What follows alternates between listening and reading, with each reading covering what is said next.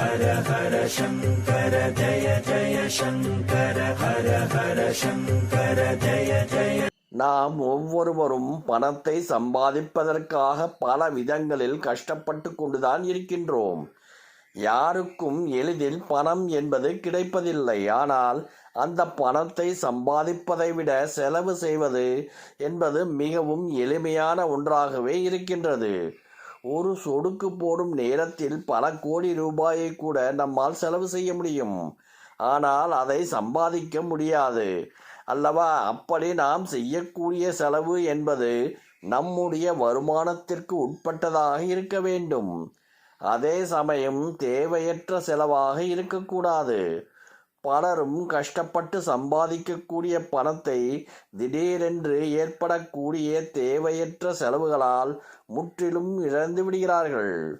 ஒரு சிலரோ அந்த செலவுகளை சமாளிப்பதற்கு கடன் வாங்க வேண்டிய சூழ்நிலைக்கு தள்ளப்படுகிறார்கள். இருப்பினும் அந்த செலவினால் அவர்களுக்கு எந்தவித ஆதாயமோ நன்மையோ ஏற்பட்டு இருக்காது.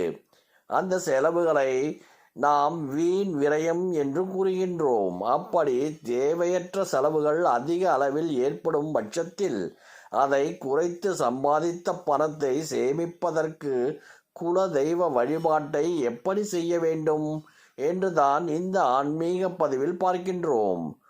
இந்த வழிபாட்டை செவ்வாய் மற்றும் வெள்ளி இந்த 2 கிழமைகளில் ஏதாவது ஒரு கிழமையில்தான் செய்ய வேண்டும்.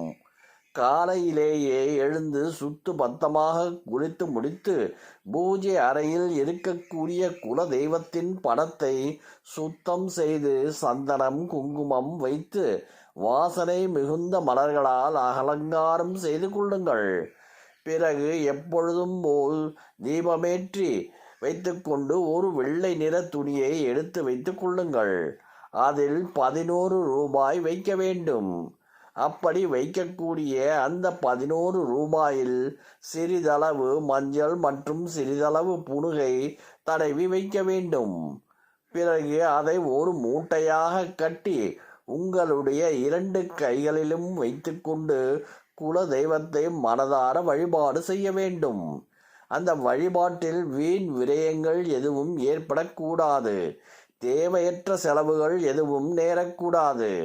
சம்பாதிக்கும் பணம் சேமிப்பாக உயர வேண்டும் என்று ஆத்மார்த்தமாக வேண்டிக் கொள்ள வேண்டும்.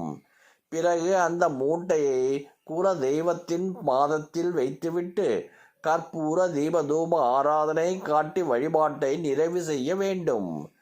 தினமும் தீபம் ஏற்றும் பொழுது அந்த 1 ரூபாய் மூட்டைக்கு ஊதுபத்தி கற்பூர தீப ஆராதனை காட்ட வேண்டும்.